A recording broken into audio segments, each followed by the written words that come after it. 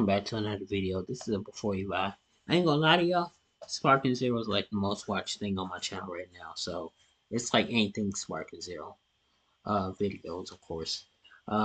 Anyways, let's get right into it. I got the game, but I know a lot of you don't got the game. Or y'all won't have the game until tomorrow. So let's get into it. Welcome back to another episode of Before You Buy, the show where we give you some straight-up gameplay and our first impressions of the latest games releasing. Hi, folks, it's Falcon, and today, I never thought it would happen, because seriously, it's been like 17 years, but there is finally a new Budokai Tenkaichi. For a lot of us, these were the definitive Dragon Ball games for years and years. Yeah, Fighters is great, but it's a 2D team-based fighting game that it's not quite Dragon Ball in the way Budokai Tenkaichi is. And that's why, even all this time later, there's still a dedicated fan base who are dying for some kind of return for this series. It's just that nobody expected it to happen. So sitting here and actually playing Sparking Zero is kind of a mind-boggling experience. It's like I'm back in 2007 and no time has passed. Obviously, it is a better-looking game. Mechanically, they've made some improvements and refinements, but for the most part, this is Tenkaichi 4. It feels like a game from a bygone era, which is a really good thing, and also in a weird way, a little disappointing, but only just a tiny little bit. For the most part, I'm kind of just like, yeah, thanks. So let's get into it. If you never played one of these games before, I don't blame you. They're incredibly old, and if they're incredibly old, I am ancient, because they are not of my childhood.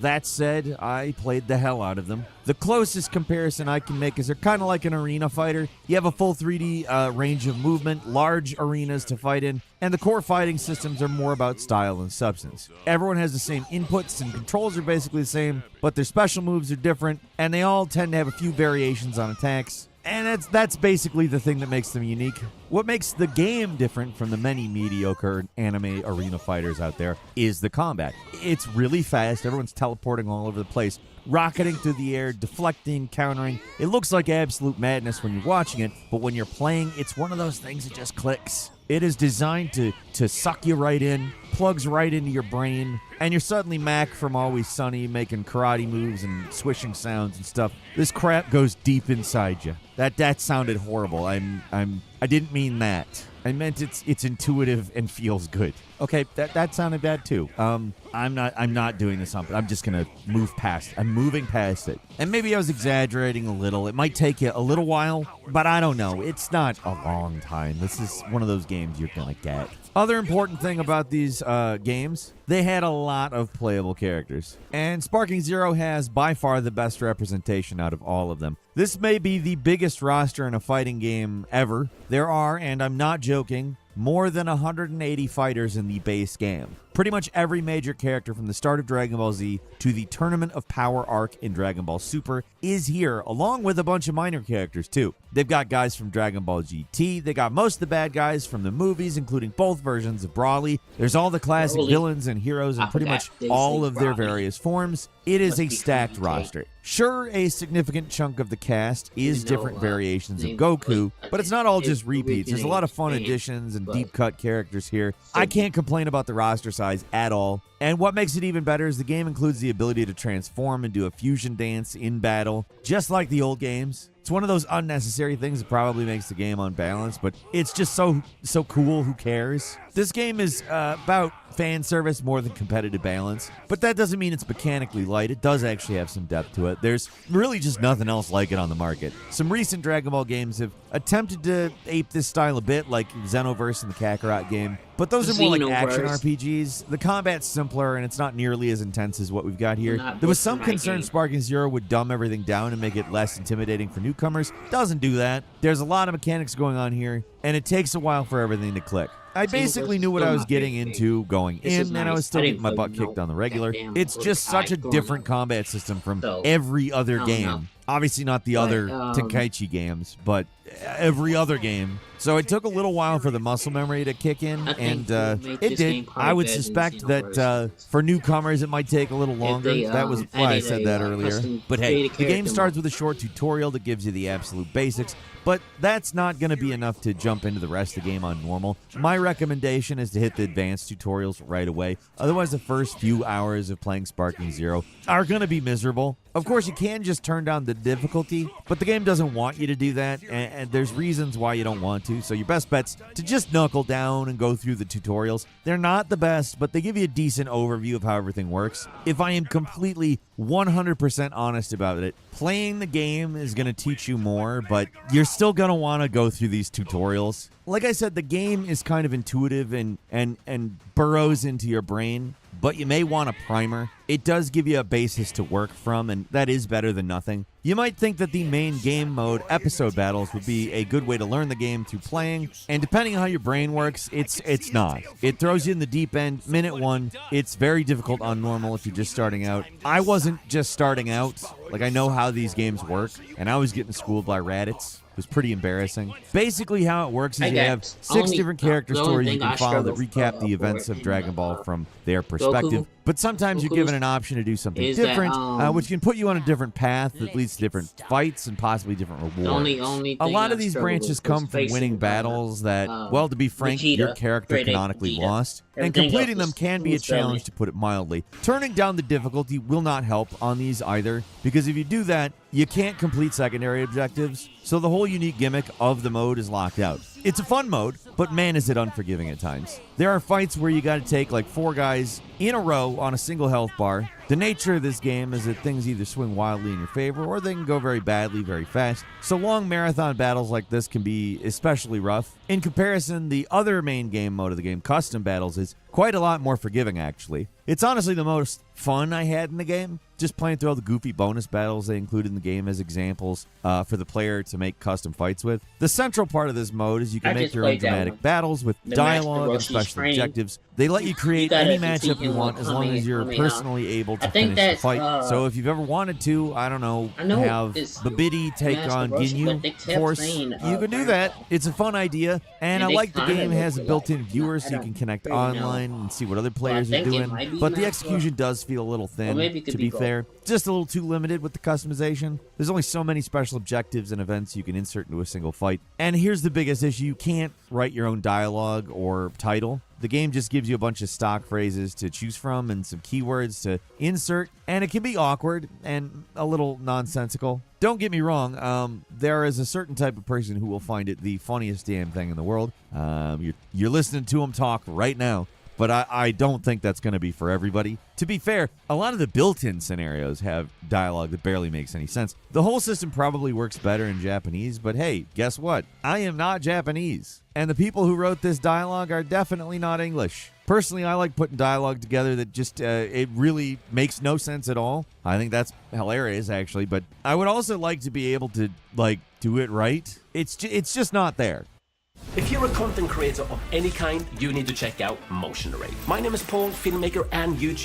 But to be fair, they're still pretty damn fun. I like the game gives you an excuse to use the entire roster rather than the few main characters. There's some legit clever missions that help learn how certain guys play. Like one where you're Captain Ginyu, you got to swap bodies with your opponent to win. Or this other one where you're one of those stupid little Sabaymen, and you have to self-destruct to take out the much stronger team. The actual creative features are a little lacking, but there's so many built-in bonus fights already that the game has enough to keep me busy. Like I said, it's maybe a little bit too limited, but that's not enough to make it not fun. It's not even really enough to make it not great. It's still great. Before we get into anything else, I do want to take a second to talk about how great the visuals are. They are not quite as good as Fighters, and that game is built to be viewed at very specific angles, so it's kind of how and why. Those visuals are not really possible to replicate here, but still everybody looks on model and anime accurate. Anytime you pull off a big ultimate attack, that's really when they pull out all the stops. That's when the animation's fantastic, and the destruction that can be wrought on these stages,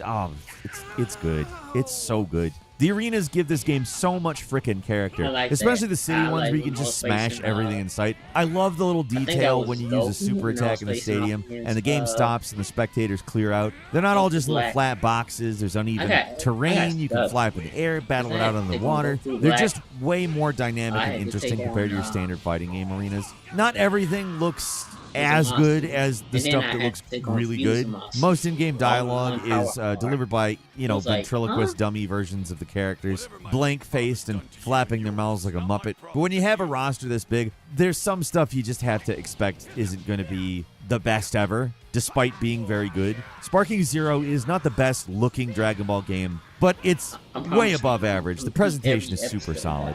Special shout out to the menus. They're packed with little details and funny little animations. I just wish some of the background characters would just shut up after a while. When you're in the shop, do we really need to hear Bulma repeat the same 3 stock lines every 5 seconds? I'm not exaggerating either. It's seriously that fast, and often you're getting the same line over and over again. They can't cool it with the background dialogue. Other than that, menus are A+.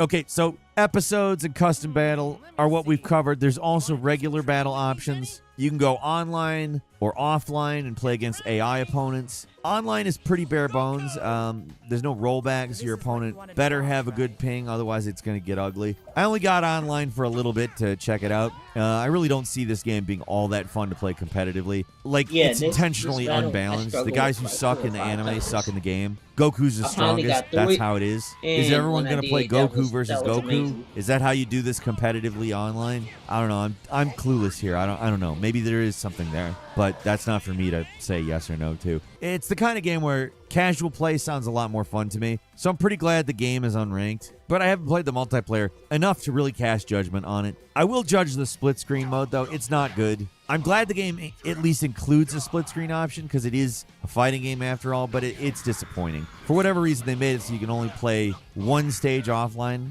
the hyperbolic time chamber. You know, the one that's just an empty white void, so you can play with your friends, but it's the most boring bare bones stage imaginable. They had to have done this because they struggled to render more complex stages twice on the same screen, but come on, the game isn't like photoreal or anything. It's legitimately the most disappointing thing about the game. The mode is fun, though. Not gonna lie. Tournaments are another staple of the series. They're done well here. There are a bunch of pre-made tournaments you can jump to either online or offline, along with custom-built ones you can make yourself. My favorite of the pre-made tournaments is the Yamcha games, where all the biggest chump characters compete to take on everyone's favorite loser. All the major tournaments from the series they're recreated here. They're a fun diversion, and you get some decent rewards for completing them, so I think they're pretty damn worthwhile. I mentioned the store earlier, but don't worry, it's not in-game microtransactions. Before release, I was a little worried how annoying the game would be with unlocking stuff, because all the pre-order bonuses were things like early unlocks and crap like that, but it's not a problem. The game throws Zenny, the in-game currency, at you hand over fist for doing everything, and there's multiple ways to unlock characters. A big chunk of the cast is locked at the start of the game, but you get them for playing through the episodes, doing special bonus fights, or completing tournaments. Or you can just straight up buy them in the store when you get that sweet, sweet Zenny. Actually, I haven't. I summoned Shinron when I first got the game. Anything you already have, you can get currency to make up for it, so there's no punishment for buying a character before you unlock them, for instance. The entire unlock system is rewardingly old school, but also a little more forgiving. There are a few characters that you only get by summoning Super Shenron, which is another returning feature from the old games that involves completing challenges to earn Dragon Balls, but that's the worst it gets in unlockables. Is really fine. It's good, even. Like, when you think about what unlockables are like now, holy hell, this is absolutely the best game with unlockables in a long time. There's also a kind of power-up system where you can buy items to power up characters. Stuff like this makes me wary about playing online. The game's already unbalanced, and this stuff makes it even worse. But remember, this is first impressions, folks. I don't want to pretend I know how good or bad this game is to play competitively, or that I will ever be good enough to do so. I certainly haven't had enough time with it to make a judgment, but if we're just talking about the offline single-player options, then Dragon Ball Sparking Zero is an absolute blast to play. I said there's some minor disappointments. The biggest of them is the split-screen mode not being that great, but so what? If that were the worst thing about, like, every game nowadays, like, I would say gaming's in a pretty healthy state, but I'm happy that this game does what it does. And man, oh man, does it do it well. There's really nothing else quite like this game out there. It's got the most spectacular, high-flying battles of any 1v1 fighter, period. No questions. There's no competition for what this does, because I don't know if it's compatible with something that's not Dragon Ball. It does take some practice to get the hang of, but once you get there, it's wow. One of those games just feels really good. Give it an hour or two if you don't immediately click with it. It might be a little frustrating, but I promise, stick with it. It's very worth it. It's so much fun. It's the ultimate smash your toys together game. And if you have any fondness for Dragon Ball at all, you're probably going to like this game. Seriously. It's honestly just so good to play and be able to talk about this game. I love it.